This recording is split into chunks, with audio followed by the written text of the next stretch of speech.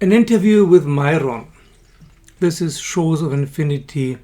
Chris speaking with my interview of Mairon, the famous great spiritual teacher and religious leader. So welcome Mairon, or Ta Mairon, or Maha Mairon, how some call you. Thank you very much for agreeing to do this interview here with me and for the listeners of this channel, Shores of Infinity. Thank you. You are very welcome, Chris. So Mairon, that's an unusual name, isn't it? It doesn't sound Sanskrit somehow. Is it Sanskrit or what language is it? And does the name have any meaning?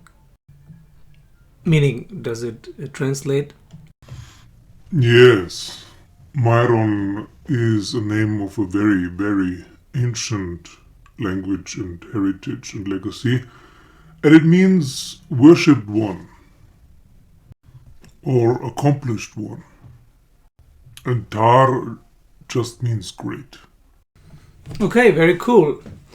And then maybe some of the listeners don't know you yet. Most probably know you or know of you, but some may not know you.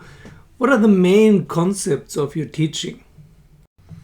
I know one of the concepts is freedom, and the other one is arts. I think arts and crafts play an important role in your teaching and in your ashram. Exactly. Freedom, arts and crafts, yes. But also karma yoga. Karma yoga is very important to give freely, to work for the good of the community, which will make you free. Work will make you free, all kinds of freedoms. There's not just one freedom, but this is utter freedom. Freedom from anything, from everything. Also from fear. Fear is our biggest enemy. So what I teach is courage and ambition. Ooh, ambition. That's a juicy one. And very unusual. Ambition is usually not really associated with spirituality. Isn't ambition kind of the opposite? Isn't ambition ego boosting? It may seem this way, but without ambition, you cannot get anywhere. Also, enlightenment is beyond your reach. You need the drive. You need the drive to accomplish something, to get somewhere. You need the fire. In our movement, we like to accept mostly people who are low confidence overachievers. That yields the best results in my experience. Oh, wow. Okay. That's kind of surprising. Maybe you can elaborate more on that. How does low self-confidence help? Well, on the spiritual path, you need a teacher, a master, to be an example that you can emulate, that you can mirror before you are there yourself. This is a very ancient method, for example, in Tibetan Buddhism. So until you're there yourself, just do what your master does and do what your master says, even if you don't understand it.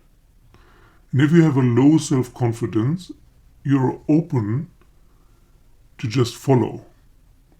Well, if you have a high self-confidence, which is called egoism, then you already think you know better, and then you cannot be open to change. And change you must, of course. You have to leave your old life behind and start a new life. We also give new names. That usually helps as well to leave the past behind. You assign new names, yeah, like in the Osho ashram and so. Yeah. not necessarily my style. Doesn't that create a new ego? A new identification? Well, we work with new identifications. Before you can let go of identifications in general, it is better to establish new identifications first. This will make things possible you have never dreamt about. For example, cities. For cities, you need identifications. For siddhis, you need identifications. Okay, please elaborate that further. I actually thought it was the other way around. Don't you need to be free of identifications for the cities to come? And also not to be misused. I don't believe in misuse of cities. Cities are there to be used, of course. Abilities are there to be used. What else are they for? No, in our ashram, you will learn many siddhis. We also practice a special form of Raja Yoga, and there you can accomplish many supernatural powers in a very short time. You don't need decades. And then we use this, of course, in our arts and crafts programs, and we build buildings. You can see this here. These halls and temples and accommodations. We like to live luxurious here, not like monks in a cell. That's not the zeitgeist, to live poorly. No one is interested in living poor. So, we incorporate technology with spirituality. We have amazing architects here. We have amazing computer specialists here. We have amazing physicists and chemists and medical doctors here. We have artists and smiths and painters and woodcraft and gardening geniuses here who have achieved what few people have achieved before. So what I want to create here is a community of geniuses. And since you can't really find geniuses and bring them to one place, which was the idea of Sri Aurobindo, and he didn't manage. So I will just take ordinary people, low self-confidence overachievers, and make them into geniuses. I can see that you don't believe me, but look around, have a look around. Isn't it amazing? Which other ashram in the world can keep up with this?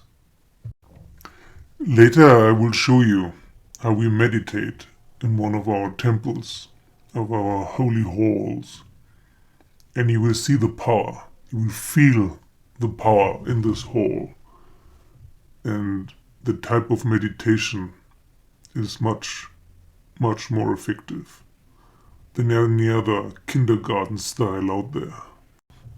You asked me in the beginning to summarize my teaching.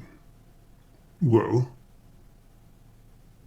you could say that the most striking aspect is power. I'm not against power. Actually, I'm for it. We have to change the world also. It's not enough to change yourself or a small community. We have to change the whole world. The whole world is a power-hungry place.